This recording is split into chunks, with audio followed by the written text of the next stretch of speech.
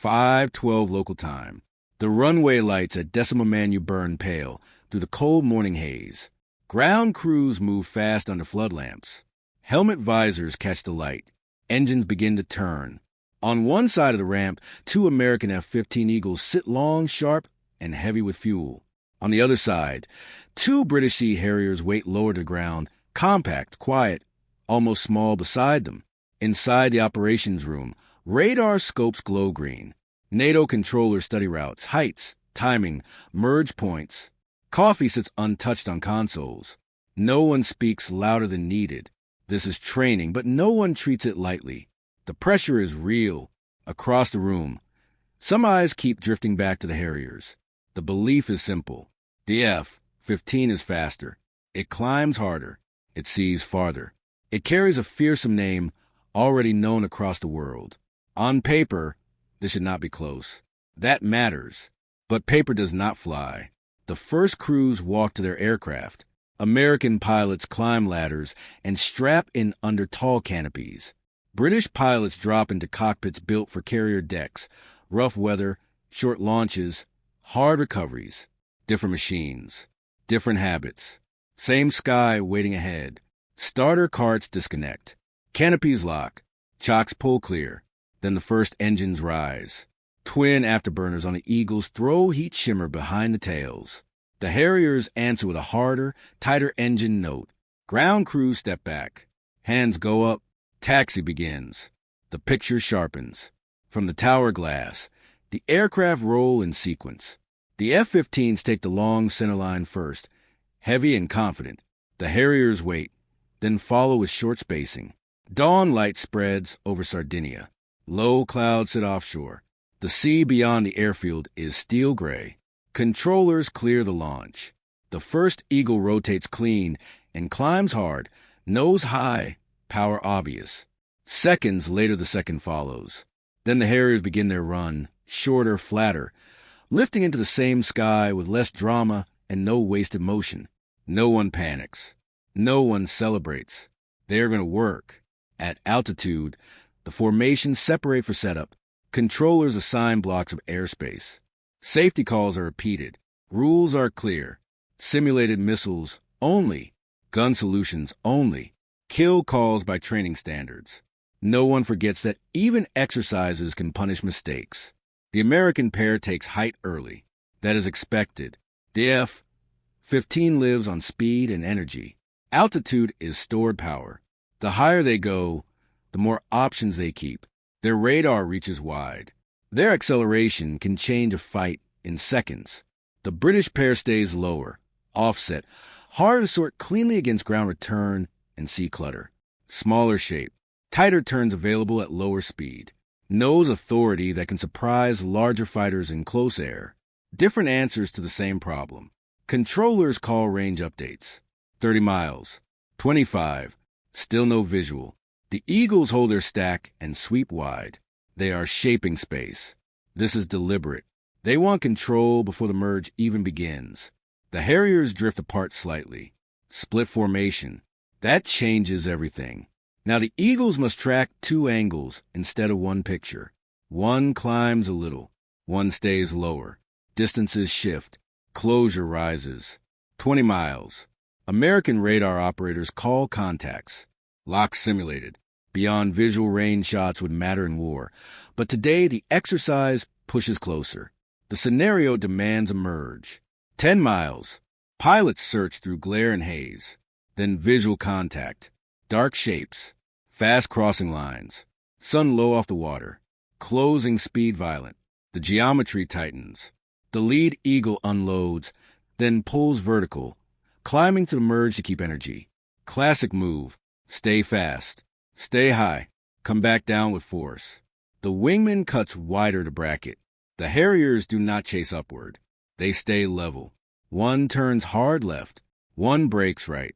Tight, sudden, low speed authority. Nose moving faster than many expect. Inside the control room, heads lift from screens to the large tactical display.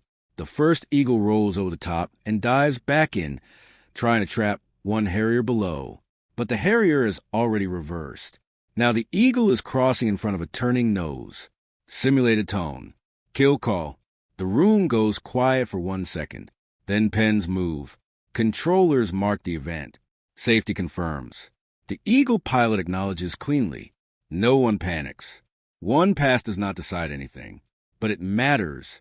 Numbers on paper do not always decide dogfights. The second Eagle now commits harder, using speed to separate and reset. He extends miles away, climbs again, returns with more room and more power. That is disciplined flying. He refuses a slow fight. The Harrier pair regroups quickly, close enough to support, far enough to avoid one burst solution on both. Another merge. This time the Eagles coordinate better. One drags high, one pushes low. A layered attack. They are forcing decisions. The lower Eagle flashes across the Harrier lead at high speed. Simulated shot window opens first. Kill call on the Harrier. That is the answer. American crews on the ground say nothing, but shoulders ease. The system works when flown correctly. The remaining Harrier turns sharply inside the second Eagle's path. The Eagle overshoots slightly from closure. Small mistake. Small window. The Harrier nose snaps through. Gun solution. Another kill call. Now both sides have marks. Respect begins quietly. They reset for a second round. Fuel checks. Safety spacing. Controllers assign new blocks. Sun higher now. The sea below brightens. Vapor curls off wingtips in the turns. In the briefing room before launch, some had treated the Sea Harrier like a curiosity. A carrier jet built around short decks and naval need. Useful perhaps, but outmatched here. That view is changing. Still, the F-15 remains what it is. Fast, strong, designed to own airspace. It only needs correct geometry to show it. Round 2 begins with the Americans choosing patience. They stay higher, wider spacing, mutual support tighter. No lone dives into turning fights. No easy overshoots. That matters. The Harriers again try to drag the fight lower. One presents briefly, then turns cold as bait. The other hides offset for a counterangle. The Eagles do not bite. They track. They hold speed. They force the Harriers to keep maneuvering and burning fuel. Pressure without rushing. Controllers watch the circles tighten on screen. Then one Eagle commits from above, while the second blocks escape lanes. The trapped Harrier rolls hard, nose high, trying to force an overshoot. The Eagle pilot sees it early, unloads, stays outside, comes back with spacing intact. Simulated missile. Kill call. Seconds later, the second Harrier breaks for sea level, trying to disappear against clutter. The wingman Eagle drops after him, but not too steep, not too close. Calm pursuit. Control closure. Another solution. Kill call. The picture sharpens. The Americans are learning in real time. On the ramp, maintainers listen to radio summaries through headsets and grin only slightly. They know their pilots. They know adaptation is part of the weapon. Third round. Now the scenario changes again. 2 versus 2 turning into fluid free play. More freedom, more danger, more chances to make mistakes. The launch rhythm repeats. Heat shimmer, taxi lights, helmets turning at checkpoints. Then sky. At altitude, one Harrier climbs higher than before, unexpected. The second stays low. Vertical split. The Eagles sort late by seconds, not minutes. But seconds count.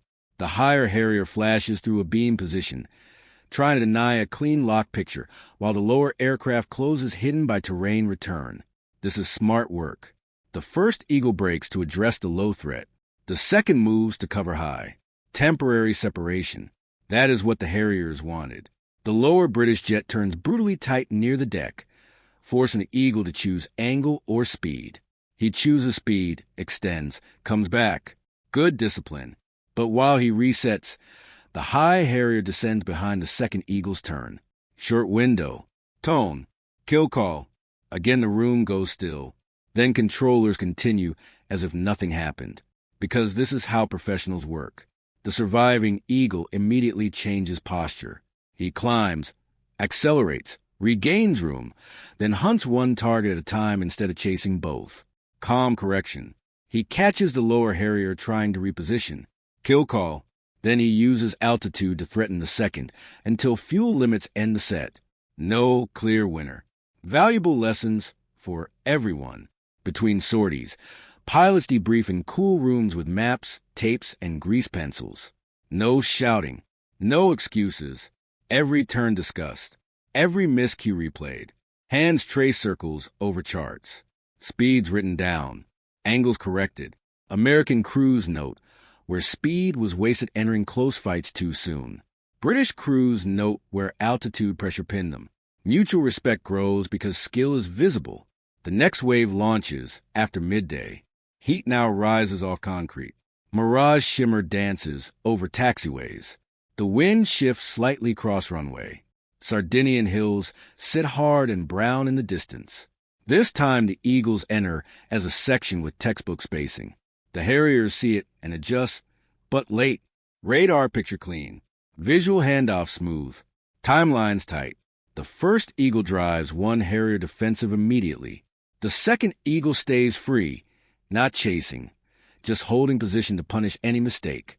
That patience is deadly. The pressured Harrier jinks, rolls, pulls, try and force a crossing shot. None appears. Fuel ticks lower. The free Eagle now descend from offset. Kill call. The second Harrier tries to help and exposes his own line. Second kill call. Fast, clean, controlled. That is total control. Round after round, the pattern becomes clear. If the Eagles stay disciplined, keep energy, support each other, and refuse vanity turns, they dominate large sections of fight. If they rush alone into close circles, the Harrier can bite hard. Numbers on paper do not always decide dogfights, but tactics decide many of them. Late afternoon, final set. Observers crowd closer to the glass. Even veterans want one more look.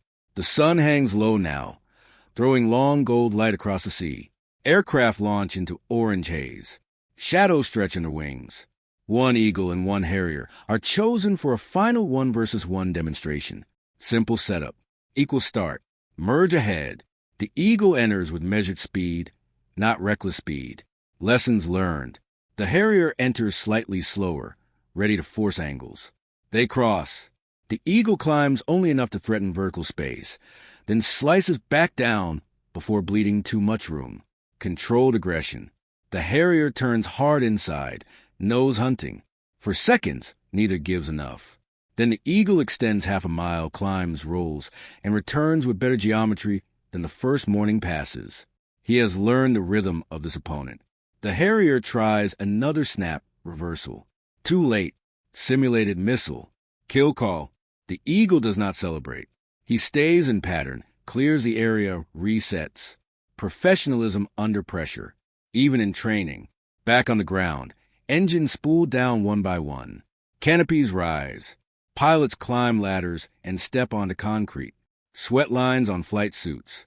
Salt marks on gloves. Faces tired, alert, thoughtful. They shake hands. That matters, because this was never about humiliation. It was about truth. The truth is the Sea Harrier is dangerous when handled by skilled crews who know exactly where close-range fights are won. Small shape, sharp nose movement, carrier discipline, confidence in slow-speed control. The truth is the F-15 Eagle remains one of the most feared air superiority fighters ever built. Speed, thrust, radar reach, climb, endurance, strategic edge. When flown with teamwork and patience, it controls space before the fight even starts. And the deeper truth is this. Strong aircraft still need smart pilots. Inside the debrief room, final notes are written. Tape cartridges removed. Scores checked. Lessons stored for the next war no one wants.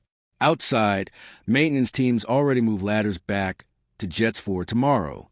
The runway stays ready. The flags above the field keep moving in the wind. No one leaves believing old assumptions. Some arrive thinking the Harrier had no place in this contest. They leave knowing it can punish arrogance. Some arrived thinking the Eagle only needed power. They leave knowing discipline turns power into dominance. That is the real result of Decimomannu. No wreckage, no smoke, no headlines, just clear lessons in clear sky. The British proved they could threaten anyone who made mistakes. The Americans proved they learn fast, adapt faster, and when they settle into their system, they take the initiative back. The attack has failed before it begins when control returns that completely. And in air combat, arrogance loses faster than altitude. So here's the question. Was the bigger lesson the Harrier's surprise, or the Eagle's ability to adapt and regain control? Drop your take in the comments.